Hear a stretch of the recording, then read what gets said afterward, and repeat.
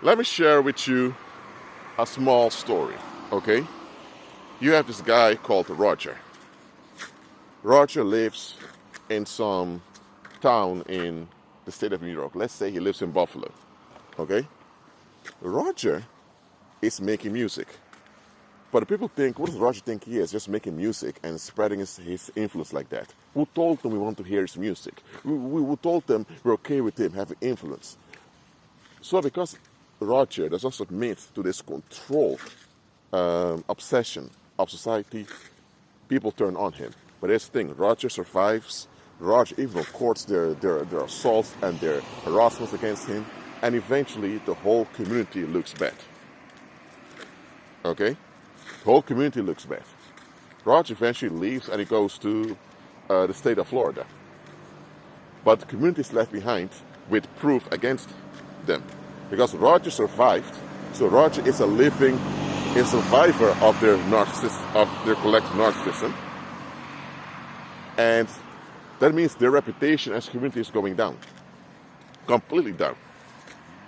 And when their reputation is going down means business will leave the community. There will be less jobs over there. It means that if you're from that community, likely you won't get a boyfriend, a girlfriend, or a wife or a husband that easily because you're from a neighborhood with a bad reputation. If you want to get a job somewhere else, I know you're from that place, that's a bad reputation, you likely won't get hired. So everyone from that neighborhood now will suffer because Roger survived. If Roger would end up in prison because he fought back and the police blamed him, or if Roger was killed or went missing or whatever, people would just brush it off because they have their relief. They shut down Roger.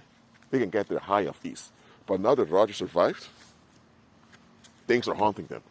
So if they repent and apologize and admit they were wrong, that will backfire on them because now everyone will find out how unstable they were, and that will be the same effect as things being exposed openly. So they don't want to admit they were wrong as a community, especially towards their own children and all of that. So what are they going to do now? But they also don't want to change because they want to keep on escaping. But their escapism got them in trouble. So this is what they're going to do. They have this 11-year-old boy, Stanley, around. And one day, Stanley has those adults become upset with him. Even calling the cops on him. And the parents of Stanley think, what the heck is going on here? Long story short, Stanley goes missing one day after coming back from the supermarket. He left the supermarket to go home and was never found. Well, the family went to the media, did everything they could to find out where Stanley. Well, this dragged on for years. It became a cold case. 30 years later, a cold case detective found out that people knew what happened to Stanley all along. Stanley was targeted by the community because the community was upset that their original victim, Roger, escaped. And because Roger escaped and survived, things backfired on them. So they wanted to get sympathy because when a community crashes because of its own collective narcissism, what's going to happen is that they need to get sympathy so that the people can psychologically boost themselves. Because if the public does not get sympathy, they will lose their mind, people will become suicidal, people begin to turn on one another. And because people don't want that to happen, now they were in on setting up one of their own. So this 11-year-old Stanley, they killed him, buried him somewhere. The family was thinking, what happened to our boy Stanley? And for decades they were in grief because they couldn't figure it out, but everyone around knew what happened to Stanley. Oh, and some of the relatives of Stanley were also in on it, because else it wouldn't work. Now, this is a fictional example, okay? But things like this happen all the time.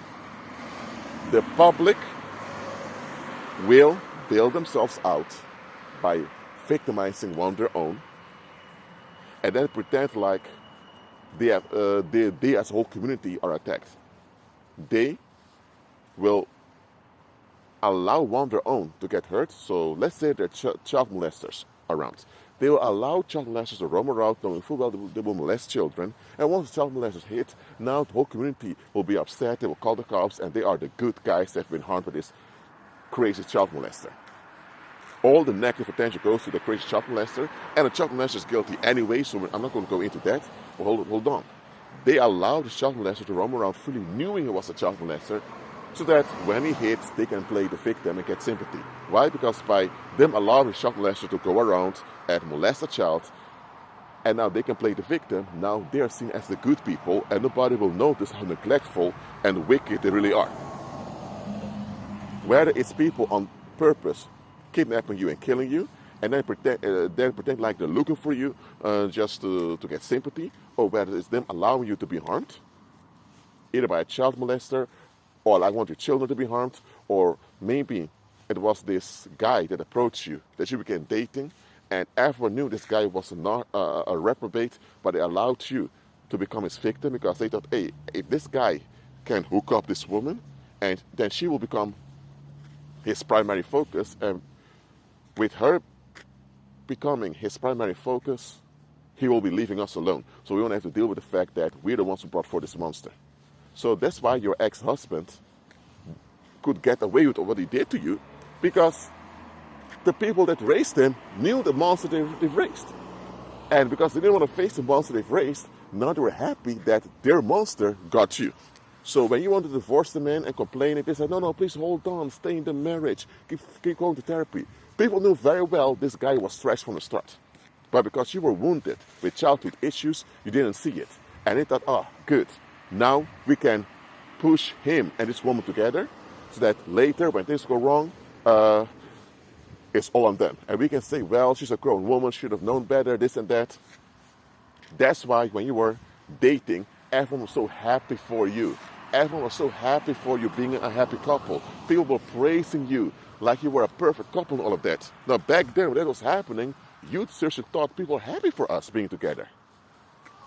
Even though the praise of you guys being together was excessive, you thought, hey, people were just happy for us being together. No. They were happy that their monster found a prime victim, that's you, and because the monster has a prime victim, the monster will not be focused on them. And because the monster focused on them, the monster cannot expose them because they're the ones that turned him into a monster. They turned him into a monster, and now the monster can expose them. So they were in on getting a victim for that monster. That's why when you divorce the monster, suddenly all those people are having sympathy for you and all of that. Say, oh, woman, girl, don't worry, you did what you could. That man was just ungrateful. Now they all try to give you consolation if they're the good people. While they were in on you becoming the prime victim from the start. This may sound crazy, but this is what worldlings do. This is how fallen mankind operates. When they fail in offloading their unrest on the selected victims, they will in desperation look for anyone to set up. Anyone. So, don't be surprised if you ever were targeted, retaliated against, or harassed or victimized in a severe way, and later you found out that the people around you were aware of what's going on, but they allowed it to happen. Why? Because they're in on it, because either they allowed it to happen because now all the negative attention goes towards you in the situation, and then there's no attention on them, so nobody can see them for how fucked up they are. That can be a case. Or it can be that they secretly hate one of your parents and that's how they want to get to you. Or it can be that they want something bad to happen to you, so later they can play the hero to build themselves out from the wicked and neglectful folks they really are. Look, I'm not saying that this is the case every time. Sometimes people have no clue what was going on, and when they find out, they're generally upset and they want to help you out. That happens. So not every form of sympathy you get is faked. There are human beings out there with real love and sympathy in them. But in general, understand, the public will be in on you being harmed so that they can get their ease and their bailout. It's all about their ease and bailout. So that's why when you receive excessive praise from the community, I'm not talking about single individuals. When you receive excessive praise from the community, whether it is with you getting married or starting your own business, whatever, watch out. I'm telling you, watch out. Well, keep agreeing with Christ, walk by faith, and keep your eyes open.